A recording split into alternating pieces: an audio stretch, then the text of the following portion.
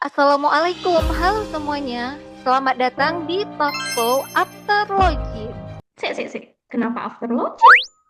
Ya dong, karena sekarang ini hidup kita tuh belum mulai kalau belum login. Mau pelayanan, login dulu. Mau cari informasi, login dulu. Mau scroll sosmed juga login dulu kan. Kalau mau reset password, nah itu baru biasanya tanda kalau ujian hidup mau dimulai. Iya, relate sih. Nah, makanya di After Login ini kita bakalan ngobrol santai soal dunia pelayanan publik digital yang kadang mempermudah hidup, tapi kadang juga bikin pengen close aplikasi sih. Kalau kata pepatah, tidak kenal maka tidak sayang. Jadi kita kenalan dulu kali ya. Perkenalkan, saya Penny Khairunisa, CPNS KIP Kabupaten Aceh Selatan, selaku moderator di Talkshow ini. Dan hari ini saya bersama teman-teman saya yang akan memperkenalkan dirinya masing-masing. Oke, silahkan kakak dan abang-abang. Halo, saya Echa Yuwana Urfas, CPNS di KIP Kabupaten Aceh Timur. Halo, saya Muhammad Rifki, CPNS dari KIP Kabupaten Aceh Tengah. Halo semuanya, saya Julham, CPNS KIP Aceh Tenggara. Nah, jadi kita berempat ini merupakan CPNS dari Komisi Independen Pemilihan dan juga sekaligus peserta Latsar CPNS Angkatan 18 tahun 2026. Sekarang kita masuk ke pembahasan utama. Di era sekarang ini, semuanya itu udah serba digital. Mulai dari pelayanan publik, administrasi, sampai informasi pemerintah sekarang tinggal klik di HP. Mau daftar layanan online, cari informasi juga online, bahkan kadang mau nanya aja disuruh scan barcode dulu. Tapi pertanyaannya, apakah digitalisasi itu benar-benar mempermudah masyarakat? Atau justru malah bikin masyarakat makin bingung? Nah, hari ini kita bakal membahas beberapa fenomena good practice dan bad practice dalam digitalisasi pelayanan publik di era smart government. Mulai dari pelayanan digital yang mempermudah masyarakat, ketergantungan ASN pada AI, sampai ancaman kebocoran data digital. Kita langsung aja ke Kak Echa dulu nih. Menurut Kak Echa, apakah ini sudah menjadi good practice dalam smart governance? Baik, terima kasih kepada Kak Feni. Menurut pendapat saya ya, digitalisasi pelayanan publik itu sebenarnya adalah good practice. Kenapa? Karena teknologi itu sebenarnya untuk membuat pelayanan jadi lebih cepat, praktis, dan efisien. Misalnya nih, ada masyarakat yang mau mengakses informasi, jadi dia nggak perlu lagi harus datang ke kantor. Tapi di sisi lain, digitalisasi ini juga sebenarnya bisa berubah jadi good practice kalau sistemnya itu nggak ramah masyarakat. Misalnya, websitenya itu sulit untuk dipahami, kemudian aplikasinya sering error, informasinya terlalu rumit, ataupun masyarakatnya akses serba online tanpa pendampingan. Nah, jujur ini relate banget sih. Kadang kita yang masih muda aja masih suka bingung ya nyari menu di website pelayanan. Apalagi orang tua yang baru belajar teknologi. Oke, kita beralih ke Bang Ripki. Menurut Bang Ripki, kenapa bad practice seperti ini masih sering terjadi? Menurut saya, karena digitalisasi kadang terlalu fokus pada teknologi, tapi lupa pada kebutuhan masyarakat. Jadi, instansi merasa sudah modern karena punya aplikasi atau website, padahal belum tentu mudah digunakan oleh publik. Akibatnya, pelayanan jadi terasa tidak manis, dan masyarakat akhirnya harus bertanya secara langsung. Begitu. Oke, berarti bisa dibilang kadang instansi terlalu fokus terlihat modern ya, tapi lupa apakah masyarakatnya nyaman atau enggak begitu. Karena jujur ya, masyarakat tuh sebenarnya nggak peduli aplikasinya secanggih apa, yang penting mereka ngerti cara pakainya. Nah, kalau begitu seperti apa contoh good practice pelayanan digital yang ideal menurut Bang Ripki? Nah, good practice itu ketika digitalisasi benar-benar membantu masyarakat. Contohnya nih, tampilan aplikasinya terlihat sederhana, kemudian informasi yang disajikannya jelas, ada panduan, dan yang terakhir, ada pelayanan yang responsif ketika masyarakat mengalami kendala. Jadi digitalisasi itu bukan sekedar yang penting ada aplikasinya, tapi bagaimana masyarakat benar-benar merasa terbantu. Nah, sekarang kita beralih ke Bang Julham sebagai analisis isu untuk melihat isu ini dari sudut smart governance dan nilai ASN. Silahkan Bang Julham. Baik, sebelumnya terima kasih kepada kakak moderator yang telah memberikan kesempatan kepada saya. Sebelumnya kita harus mengetahui apa sebenarnya pengertian dari digitalisasi pelayanan publik itu. Digitalisasi pelayanan publik merupakan sebuah layanan pemerintah yang sebelumnya dilakukan secara manual, kemudian alihkan menjadi berbasis teknologi. Contohnya seperti akses digital, seperti web, dan lain-lain. Sebenarnya digitalisasi pelayanan publik itu merupakan langkah yang positif atau good practice karena di dalamnya itu meningkatkan efisiensi dan akses pelayanan kepada masyarakat. Tanpa mempertimbangkan kondisi yang ada di masyarakat, maka itu akan berubah menjadi suatu praktek yang buruk. Karena di dalam penerapan digitalisasi pelayanan publik harus berdasarkan pelayanan yang sesuai dengan nilai-nilai dasar ASN. Digitalisasi pelayanan publik sendiri, jika dilihat dari nilai-nilai ASN berakhlak, itu sangat berkaitan dengan berorientasi pelayanan. Pelayanan harus mempermudah masyarakat, bukan malah membingungkan. Sementara untuk adaptif, digitalisasi pelayanan publik harus mampu mengikuti perkembangan teknologi. Sementara untuk kompeten, digitalisasi itu harus mampu membuat ASN bisa mengelola dan memanfaatkan digitalisasi pelayanan publik secara baik dan efektif. Jadi sebenarnya digitalisasi pelayanan publik itu bukan hanya kita memandang modernisasi saja, tetapi juga harus memandang dari segi ramah dan mudah diakses bagi masyarakat. Seperti itu. Wah, berarti teknologi itu sebenarnya cuman alat ya. Yang paling penting tetap bagaimana pelayanan itu bisa benar-benar dirasakan manfaatnya oleh masyarakat. Nah, kita langsung masuk ke pembahasan berikutnya. Ngomong-ngomong soal digitalisasi, sekarang ada satu hal yang paling gak kalah ramai dibahas, yaitu AI. Jujur, sekarang AI itu udah kayak teman kerja kedua. Kalau bingung sedikit, langsung buka AI. Mau bikin caption, AI. Mau bikin surat, AI. Mau cari ide hidup juga kadang AI. Apalagi kadang mau curhat, pasti juga ke AI gitu. Tapi pertanyaannya, apakah penggunaan AI dalam pelayanan publik ini termasuk good practice atau malah mulai jadi bad practice? Kita langsung minta tanggapan dari Kak Echa dulu. Silahkan Kak Echa. Balik lagi sih sebenarnya dari tujuan itu sendiri. Tujuannya mungkin bermanfaat maupun tidak bermanfaat. Nah, kalau digunakan dengan benar, AI itu sebenarnya termasuk good practice. Kenapa? Ya karena AI itu bisa membantu ASN bekerja lebih cepat dan efisien, seperti yang disebutkan tadi. Nah, tapi sekarang ini mulai muncul fenomena yang cukup mengkhawatirkan. Misalnya, ketika ada masyarakat yang bertanya, tugas itu malah langsung fotokopi jawaban AI tanpa cross-check terlebih dahulu. Jadi ASN malahan bukan lagi berpikir kritis, tapi hanya copy paste digital saja. Oke, ini menarik sih karena AI memang membantu banget, tapi kadang kalau jawabannya terlalu formal malah berasa kayak ngobrol sama robot ya gitu. Dan yang paling bahaya tuh kalau semua langsung di-copy tanpa dicek lagi. Kalau menurut Bang Ripki, apa dampaknya kalau ASN terlalu bergantung pada AI seperti ini?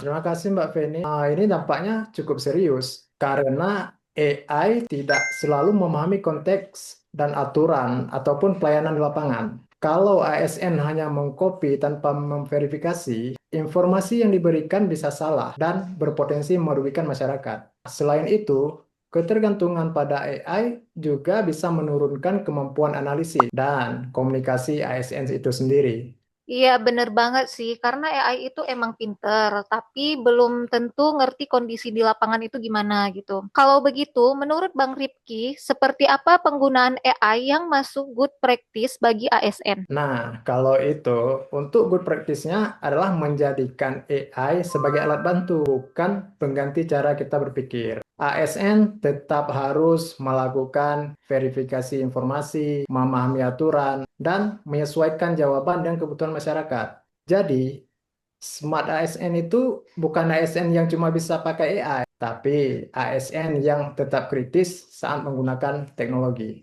Nah, ini penting banget sih diketahui teman-teman ASN di luar sana. Jadi, AI itu seharusnya jadi alat bantu kerja, bukan pengganti cara berpikir. Karena Smart ASN itu bukan yang kerjanya full copy-paste, tapi tetap bisa berpikir kritis walaupun dibantu dengan teknologi. Nah, sekarang kita minta Bang Julham untuk melihat isu ini dari sudut pandang smart governance dan nilai ASN. Silahkan, Bang Julham.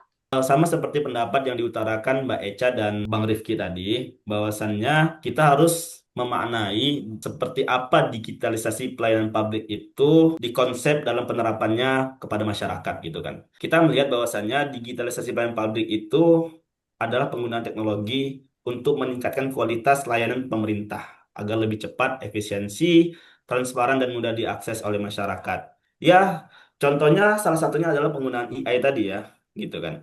Bagaimana penggunaan AI itu bisa bermanfaat, bisa memberikan efek yang sangat baik untuk ya pekerjaan di kantor sehingga bisa lebih cepat. Tetapi juga memang kita harus memikirkan juga dampak-dampak lain karena dalam penerapan digitalisasi pelayanan publik itu sendiri dalam konteks smart governance, penggunaan AI itu sebenarnya merupakan inovasi yang sangat baik ya, Kak Feni, karena membantu efisiensi kerja ASN. Tetapi kita juga harus melihat gitu kan dampak yang terjadi jika digitalisasi pelayanan publik itu dibuat tanpa kontrol atau tanpa prosedur yang baik gitu kan. Maka itu akan menjadi bad practice, justru akan membuat kinerja ASN itu terhambat. Kemudian, jika kita mengaitkannya dengan nilai-nilai ASN itu ada tiga. Yang pertama ialah kompeten gitu kan. ASN itu harus tetap memiliki kemampuan sendiri, analisis sendiri gitu kan. Digitalisasi pelayanan publik itu bisa membantu kinerja dari ASN, tetapi tidak mengurangi kualitas dari ASN itu sendiri gitu kan. Kemudian akuntabel. Informasi yang diberikan kepada masyarakat harus benar dan dapat dipertanggungjawabkan. Yang terakhir ialah adaptif gitu kan. ASN harus mampu memanfaatkan teknologi secara bijak gitu kan.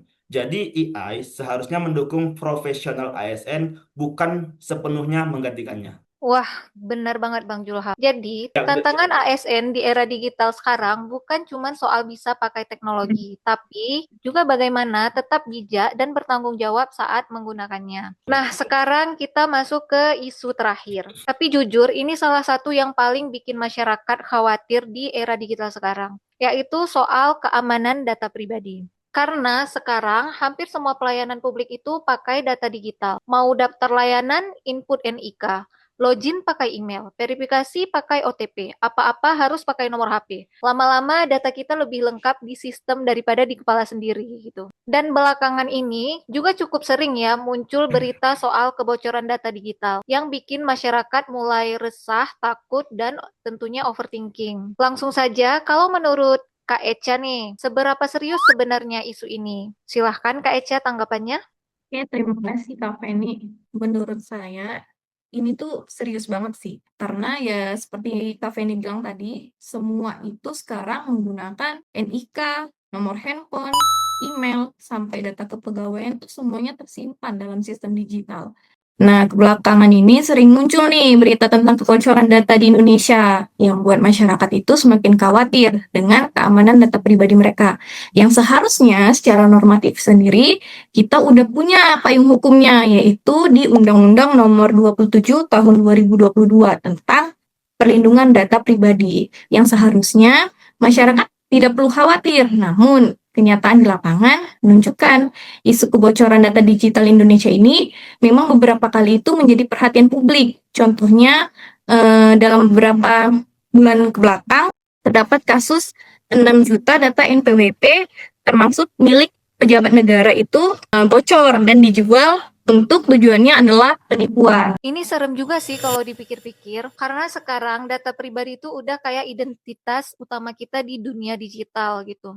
Dan jujur ya, masyarakat sekarang mulai ada rasa takut, baru aja selesai daftar layanan online, tiba-tiba besoknya nomor nggak dikenal langsung masuk gitu. Kalau menurut Bang Ripki, apa dampaknya kalau data masyarakat sampai bocor gitu? Baik, Kak Feni, seperti kata Mbak Echa tadi, ini dampaknya cukup besar. Kenapa cukup besar? Karena data pribadi bisa salah gunakan. Misalnya disalahgunakan untuk penipuan, untuk spam, pencurian identitas, dan tindak pidana lainnya. Sebagaimana kita ketahui belakangan ini tindak pidana yang berlatar belakang dari NIK itu cukup banyak. Nah, kalau masyarakat merasa data mereka itu tidak aman, kepercayaan terhadap pelayanan digital. Iya, benar Bang Ripki. Saya setuju banget sih, karena ini jadi masalah besar. Karena niat awal digitalisasi itu buat mempermudah masyarakat kan ya, bukan Ya, bikin masyarakat takut juga pakai bisa layanan menurun. digital. Kalau begitu, menurut Bang Ripki, Seperti apa good practice yang seharusnya dilakukan instansi dalam menjaga keamanan data? Baik, untuk good practice-nya adalah instansi itu harus memastikan bahwasanya keamanan sistem digital itu mereka itu ya aman begitu.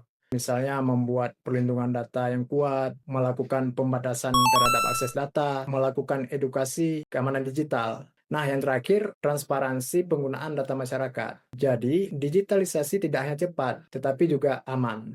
Nah, berarti digitalisasi itu bukan cuma soal cepat dan modern ya, tapi juga soal rasa aman dan kepercayaan masyarakat. Begitu ya, Bang Rifki?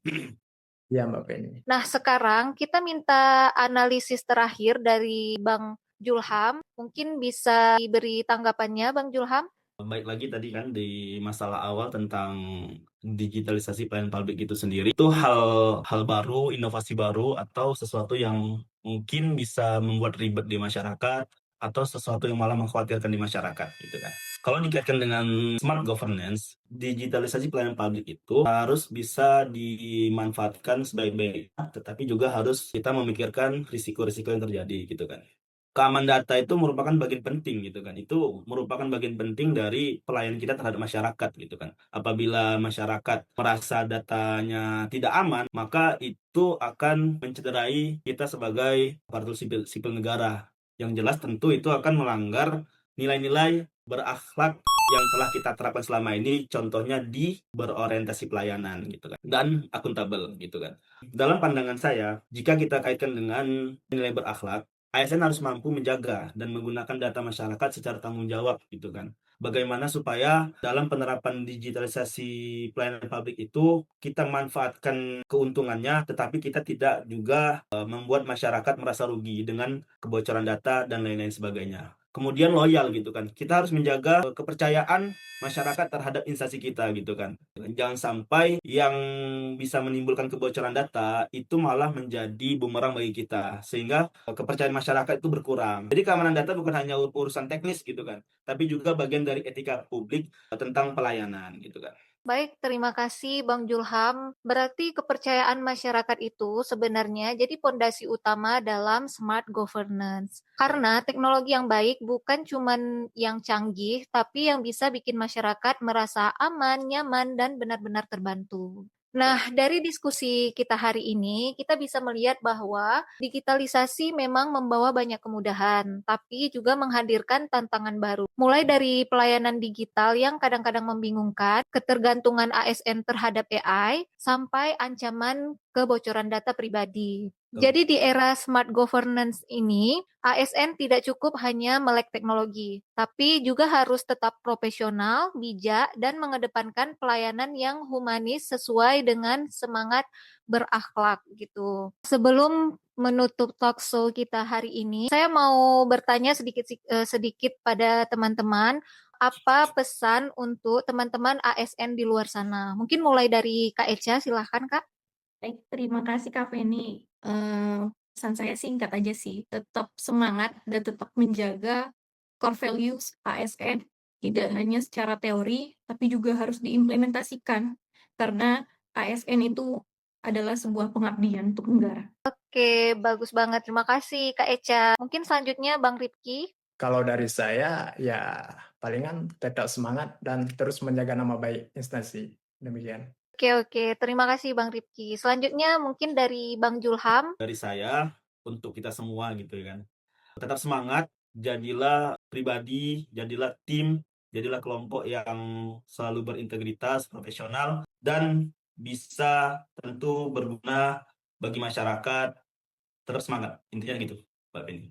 Oke, terima kasih Bang Julham. Oke, terima kasih. Saya selaku moderator mengucapkan terima kasih banyak kepada teman-teman yang sudah meluangkan waktu dan pikirannya untuk menemani saya di talkshow After Login hari ini. Dan terima kasih juga buat teman-teman yang udah stay nonton dari awal sampai akhir. Dan ingat, sebelum logout dari hidup, jangan lupa save progress dulu. Segitu dulu talkshow After Login kita hari ini. Saya akhiri. Assalamualaikum. After Login passwordnya Pro, share, Share and and share. Yeay, terima kasih semuanya. Terima kasih.